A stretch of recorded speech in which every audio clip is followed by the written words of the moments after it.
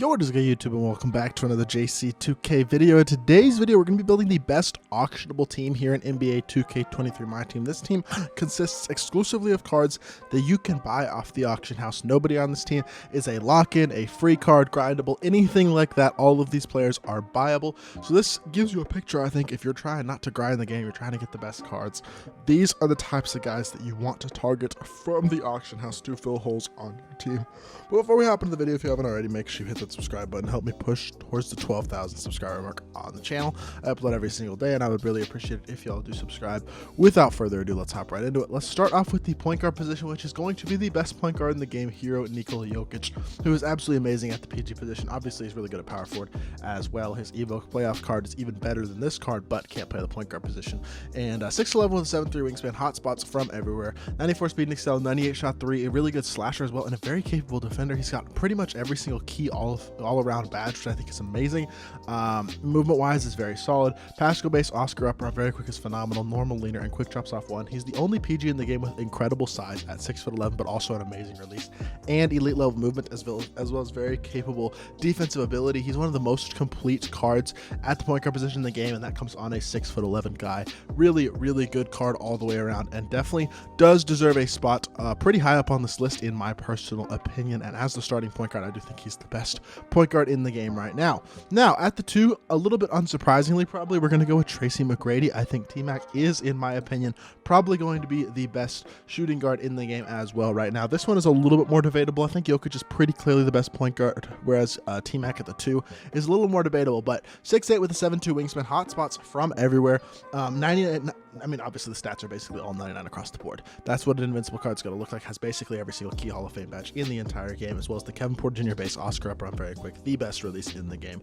And with the Oscar upper specifically, I think it is legitimately the best in the game currently. Normal leaner, MJ dribble style, T-Mac size up, Steph escape, the lid behind the back, has front clutch dunk animations. He is one of the best cards in my team, period, and in my opinion is the best shooting guard in the game. So definitely worth picking up for this team if you have the MT. Now, small forward position, we're going with invincible Larry Bird. This is a little bit of a tougher one. The small forward position is close because the 2 best small forwards in the game are both lock-in cards, Chet Holmgren and Bol Bol. So, sorry. Oh no, Bol Bol is auctionable. What am I talking about? Bol Bol is going to be the starting small forward on this team. I am bugging. 7'2" is 7'7" wingspan. I don't know why, and somewhere in my mind, I thought Bol Bol was a lock-in, but no, Manute is the lock-in. Bol Bol is not.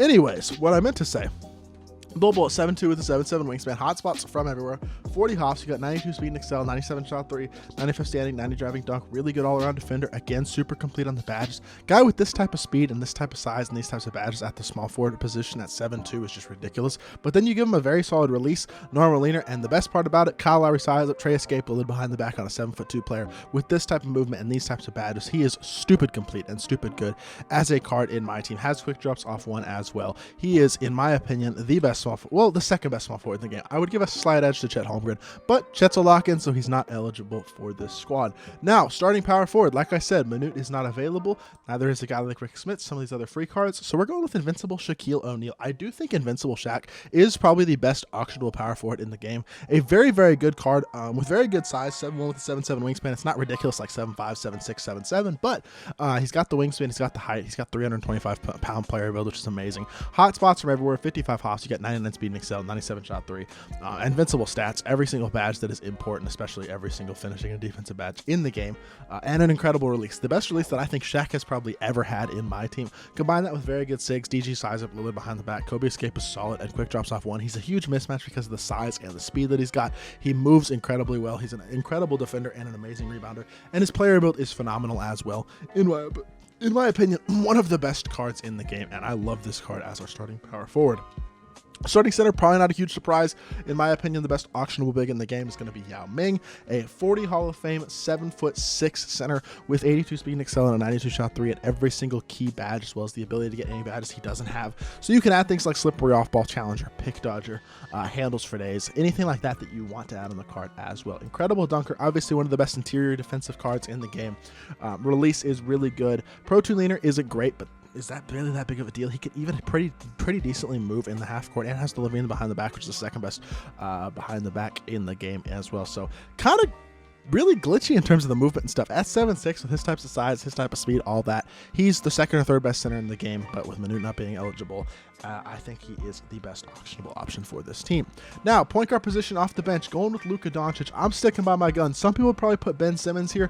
I do personally believe that Luka is the second best point guard in the game after Jokic. And luckily, he's also auctionable, 6'7". Doesn't have the best size. I mean, he's got good size, but not insane. But Hoff Bully, Limitless Takeoff, Posterizer, every key shooting badge, every key playmaking badge, as well as Anchor, Clamps, Glove, and Menace. Super good all-around stats and badges. Amazing shooter, super fast, good slasher, very capable defender as well. But the part that makes him as good as he is the KPJ-based Rudy Gay upper on very quick, Trey fade, Trey size up, escape, and Lillard behind the back, as well as quick drops off one. The animations are top tier. Having that Kevin Porter Jr. base, I think, is a big deal, and I think he is legitimately one of the top tier cards at the point guard position in my team, despite being a tiny bit, not undersized, but not like, he's not 6'10" like Ben Simmons, but the 3-point shooting and the ability to create his own shot, I think, at a super high level is the thing that makes him, in my opinion, the second best point guard in the game. And he also combines really well with our backup shooting guard, because we have more size coming off the bench at shooting guard in Hero Tim Thomas, which is obviously a bit bigger than a guy like T-Mac. So that gives you a little more size so you can run the shorter PG.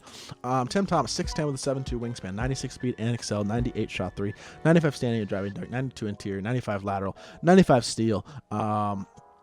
Obviously, again, another card who pretty much has every single key badge in the game as well, which I think is a pretty big deal. Just another card who I feel like there's a lot to like in terms of the size, in terms of the stats, in terms of the badges, in terms of the animations as well. LaMelo base, Trey upper on very quick, Trey fade, MJ dribble style, Francis size up, Trey escape. Another card who just kind of does it all at the point or at the shooting guard position, especially with the size that he's got as well. Has front clutch dunk animations. Really, my only complaint is that his full court dribble sigs aren't amazing. The Trey behind the back, I don't personally think is very good. But I don't really think it's that big of a deal, to be completely honest. And I think he's just a really good card in my team, again, who sometimes does not get the credit he deserves. Well, that's not true, but I think people are starting to overlook Tim Thomas a little more than they have, and I still think he's one of the best couple shooting guards in the game, even with some of the other shooting guards that have come out over the past week or two.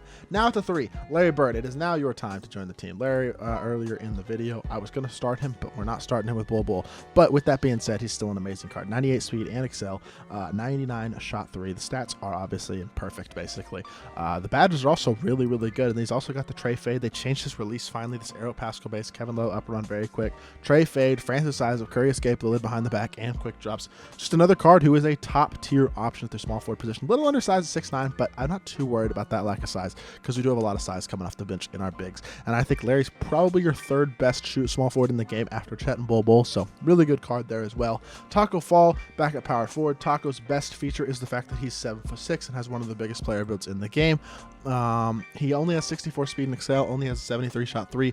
I really don't think it matters that much. He is an absolutely incredible card who definitely is, still one of the best power forwards in the game, just because of how big and how glitchy he is. That's his best feature, is how big he is. He matches insanely well, and he's also got a really good release as well, which I think is kind of stupid. I'm not totally sure why they gave Taco as good of a release as he did, especially for when he came out, but he's a top tier card still in my team, especially at the power forward position, and especially with that size. Really think he's a great card, despite the fact he doesn't move well, despite the fact he's slow. He doesn't move like he's slow, I'll say that. At 7'6" with his player build, he is glitchy. And then backup center, this is a tough one. I feel like there are a few different options I could have gone with. I decided to go with Invincible Kareem Abdul-Jabbar. There are a couple of guys like Kristaps Porzingis and Ralph Sampson, a couple of guys who probably could have been argued for this spot as well. But 7'2" with a 7'5" wingspan, and the afro that makes him look taller than 7'2". Hotspots from everywhere. The glitchy invincible stats and badges that make him such a mismatch at the center position as well, I think is a pretty big thing for this card, and I think it's a big reason why he's as good as he is, in my opinion. Obviously, he's a very capable shooter. His one flaw is that I don't love his release. If they gave this Kareem an elite level release, he'd legitimately be one of the best bigs in the game, but the fact of the matter is they didn't, and that's okay. But he's still a very good top tier center in my team. Just wish he could sometimes move or shoot the ball a little bit more consistently, I guess is probably the way that I would say it, just because the fact that right now he's not the best shooter in the world.